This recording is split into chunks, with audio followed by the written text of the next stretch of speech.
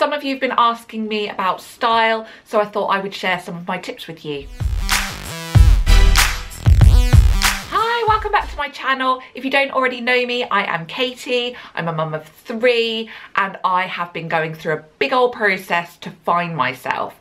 Part of that process, if you watched my video last week, and I'll link it above, is finding your style, because if you feel like a frump, then you're just not going to feel good about yourself. And if you're going to find yourself, you want to find your good self. So I started about 9 months ago dressing for my size and dressing in a way that made me feel good about myself. Now, obviously, everybody has their own style, so I'm not here to tell you that you all must wear ball gowns and feel all feminine all the time. You might not really be a feminine kind of girl. You might just really prefer being relaxed, but that doesn't mean you can't look good in what you are wearing. So it's not all about looking pretty, it's about feeling and looking good in whatever style you have. Now, my style is quite feminine, so obviously with what I'm going to be showing you, it's going to have a feminine slant, but I will share the tip that goes across the board. It doesn't matter, you could be wearing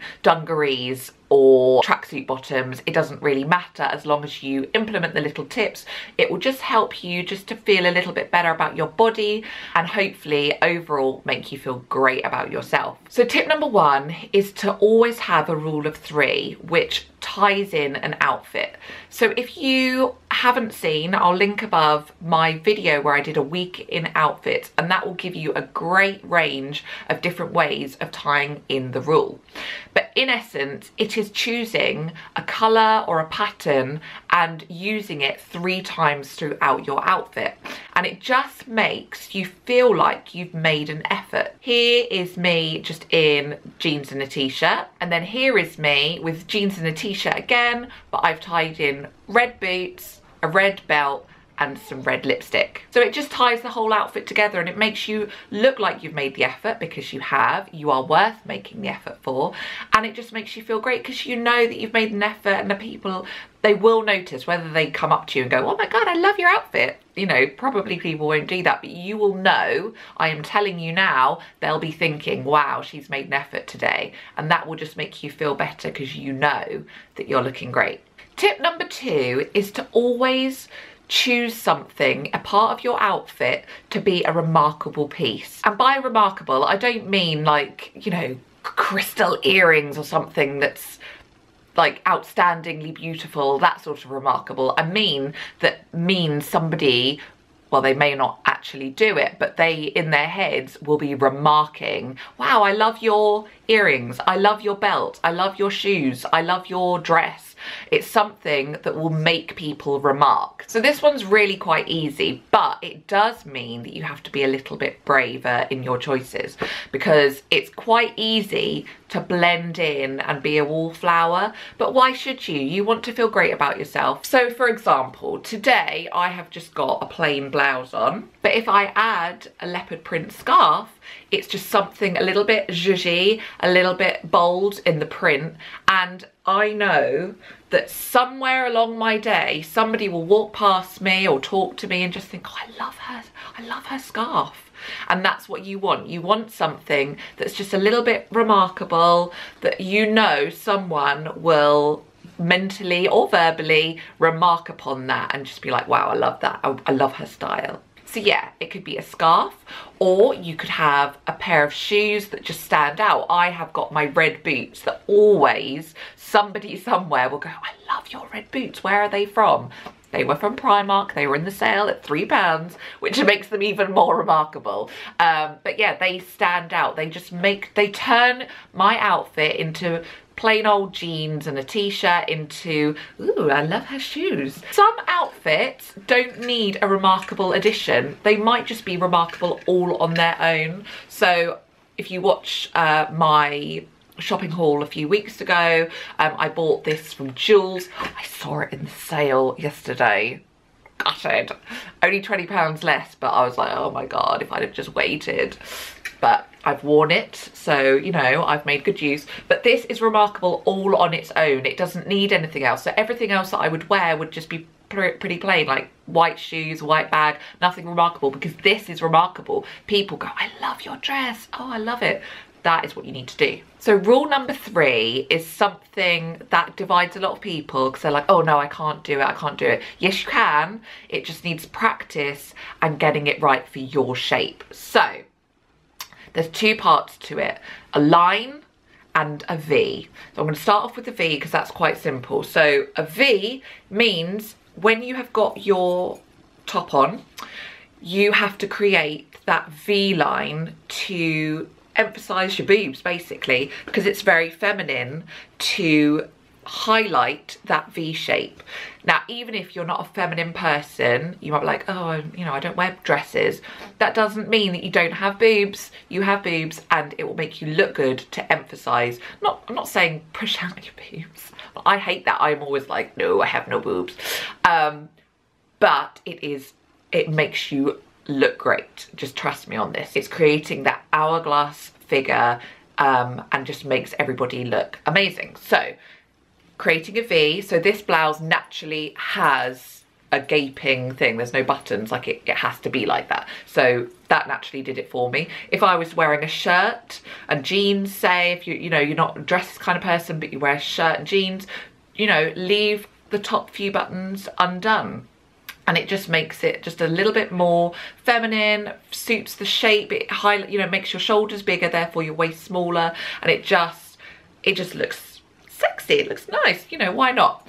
Now, sometimes you can probably hear I've got my necklace on, because sometimes you might have a higher, like a t-shirt on, or a roll neck jumper or something. I don't know, just something that doesn't have a V, and so you can have a necklace on that creates that V, and I always have it so it ends just where my ribs are, and it just creates a natural V, and that is really flattering. If your top doesn't really suit a necklace, you just think it wouldn't work, then scarves, again, you could just have it down like that, and it just does something there, you know, it just brings it down. You might have a cardigan and just do up one of the buttons just to create that V line. That is step number 1. Step number 2, this is the one that is the sticking point for people. It is creating a waist, okay? Now, it doesn't mean that it has to be at your waist. It has to be at the point that is most flattering for your shape. So mine happens to be at my waist, although sometimes I might wear, what's it called? What's it called when it's just under your boobs? I can't remember. No, it's gone. I've no idea, but you know what I mean? When you have like a dress that's up here and then it goes out from there. I can't remember what it's called. It's so annoying, baby brain, right? So it doesn't have, but basically it's not a waistline, you're creating a line, and it doesn't matter where on your body is as long as it's at your most flattering part. So if you are an apple shape, probably whatever that's called, whatever that's called, so wherever that is, oh my God, it's gonna drive me nuts. I don't even have my phone near me so I can check what it's called. Oh my God. That, whatever that is, the higher line, empire line. Oh my God, I've got it. Empire line, really flattering if you're an apple shape. Oh my God, oh my days. So you would have your waist up here. So I have got on this outfit here, and it is a skirt, a high-waisted skirt, and I have put it in my smallest part, which is my waist as it goes. And then I've tucked my blouse in, and that, I mean, I've had so many people on Instagram messaging me going, look at your itty bitty waist. I don't actually have a small waist, but what happens here is it creates a line which fools the eye into thinking that you go really in. In fact, I'm quite straight, but because I've got the tight waistband around my smallest part, which is literally smaller by a fraction, and then the big skirt, it makes my waist look smaller. So that's one way of creating that line. You can also do it with a belt, so putting it around your middle, wherever your smallest part is, and it fools the eye line into thinking that it's being drawn in to wherever that smallest part is. So whether that is empire line up here and you're putting it round the dress at the top, or if it is round your middle, it just really does fool the eye. Now, some people will be like, oh, but it just emphasises my widest part. Well, don't put it on your widest part for a start. You put it on your smallest part, which for a lot of people will be that empire line around the ribs.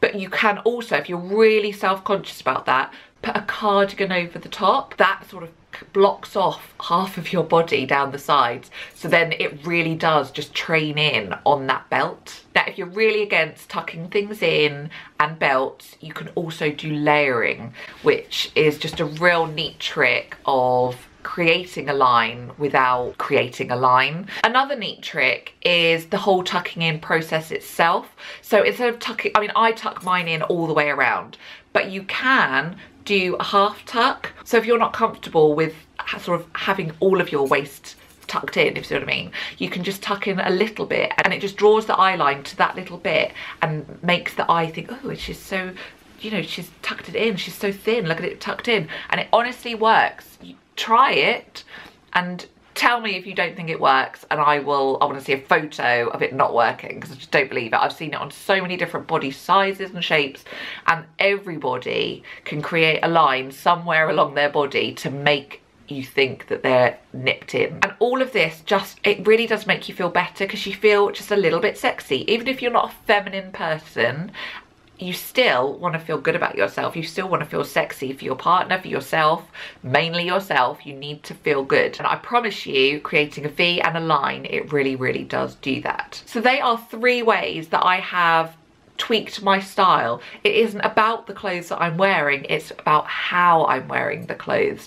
And I'm wearing them with confidence because I'm feeling sexier, I'm feeling more feminine for myself, I'm feeling confident that I've made an effort, and I'm choosing pieces that just are remarkable, that makes me feel good. You're walking down the street and you know that people are there and they're going, oh, I love her shoes, I love that, I love that. And it makes you feel good about yourself, which is the first thing you need to do when you're trying to find yourself and find what makes you happy. You need to start feeling happy from the inside. Clothes do help you to feel good. They can ruin your day, or they can make your day better. And just with a few little tweaks, you can step out feeling amazing, and it sets you up for the rest of the day. I hope that was useful. If you've got any comments, any questions, please do pop them down below, and I will be back next week with another upload. Bye.